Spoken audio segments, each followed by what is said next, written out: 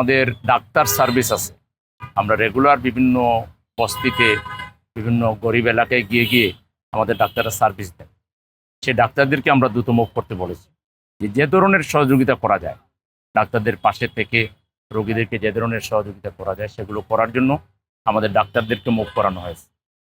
আর কিছু বিশেষজ্ঞ doctor, plastic surgeon যারা, তাদেরকেও মুভ করতে বলা হয়েছে। কমপক্ষে 20 জনকে তাৎক্ষণিকভাবে নির্দেশ দেওয়া হয়েছে তারা যেন এসে সহযোগিতার হাত বাড়ায়। এর বাইরে 2টা হসপিটালে আমির জামাত, ইবনে সিনা এবং ইসলামী ব্যাংক হসপিটালে বলে দিয়েছেন যে এখানে যে রোগীরা আসবে তাদেরকে ফ্রি অফ কস্ট, বিনা মূল্যে চিকিৎসা দিতে হবে।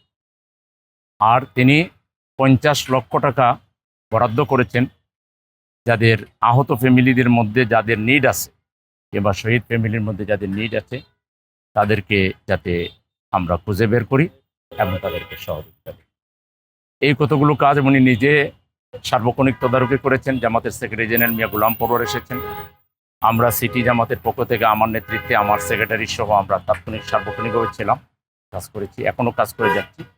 এখন আমাদের প্রায়োরিটি হলো শহীদ পরিবার এবং আহত পরিবারগুলোর পাশে দাঁড়ানো।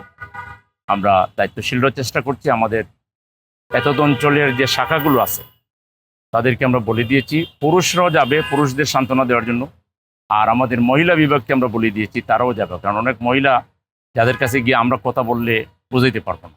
সেই জন্য আমাদের মহিলা কর্মীদেরকে, নেত্রীদেরকে আমরা বলে দিয়েছি তারা যেন পাশে দাঁড়ান, সেইভাবে যাওয়া হচ্ছে।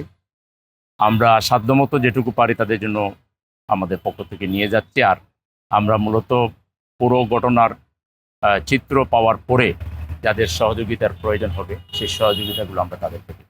71 আমাদের সবার প্রেরণা, 71 আমাদের, এটা আমাদের দেশ, আমরা স্বাধীন করেছি, এখানে সবার কম বেশি অবদান আছে।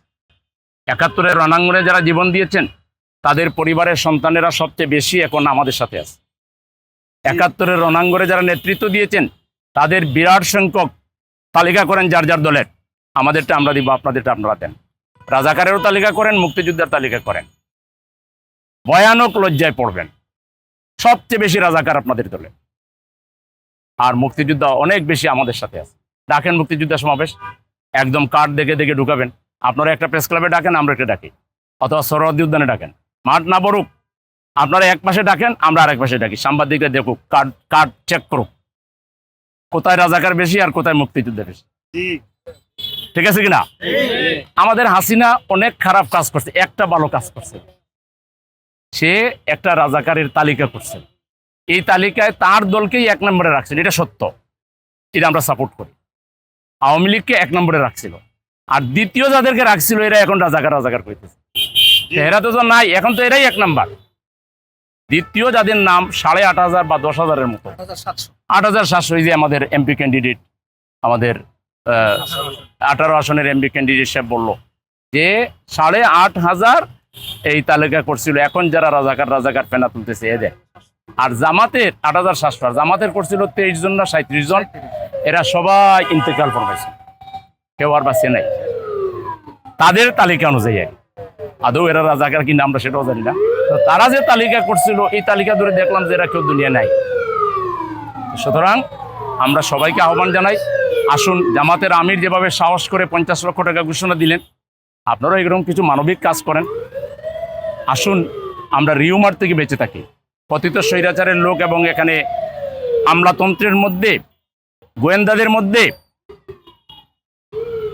আমরা এই রিউমার ছড়ানোর কাজে যারা জড়িত আছে, ফেসবুকের মাধ্যমে রিউমার ছড়ানোর কাজে যারা জড়িত আছে, এদেরকে চিহ্নিত করুন এবং এদেরকে ধরে শাস্তির ব্যবস্থা করুন।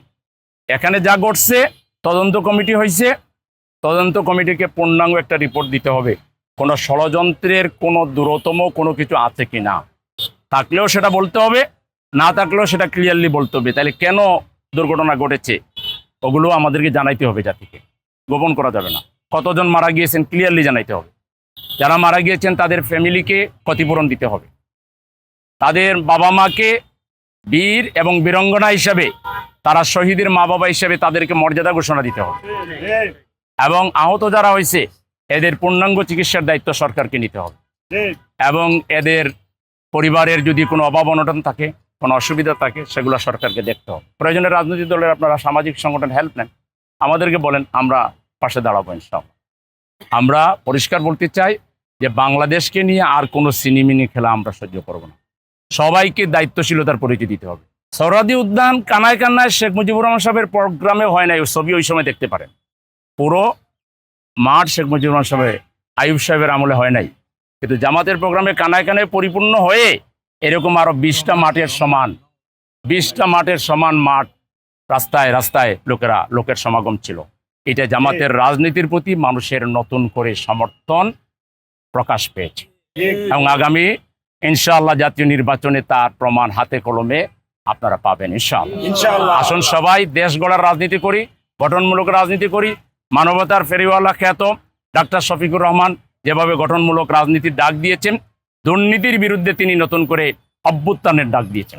ফ্যাসিবাদের বিরুদ্ধে আমরা অভ্যুত্থান করেছি, এখন দুর্নীতির বিরুদ্ধে অভ্যুত্থানের ডাক দেওয়া হয়েছে। এই অভ্যুত্থানও আমরা সফল করে বাংলাদেশকে আমরা চিরস্থায়ীভাবে কালিমা মুক্ত, দুর্নীতি মুক্ত, শোষণ মুক্ত, ঘুষ মুক্ত একটা বাংলাদেশ আমরা প্রতিষ্ঠা করবো ইনশাআল্লাহ।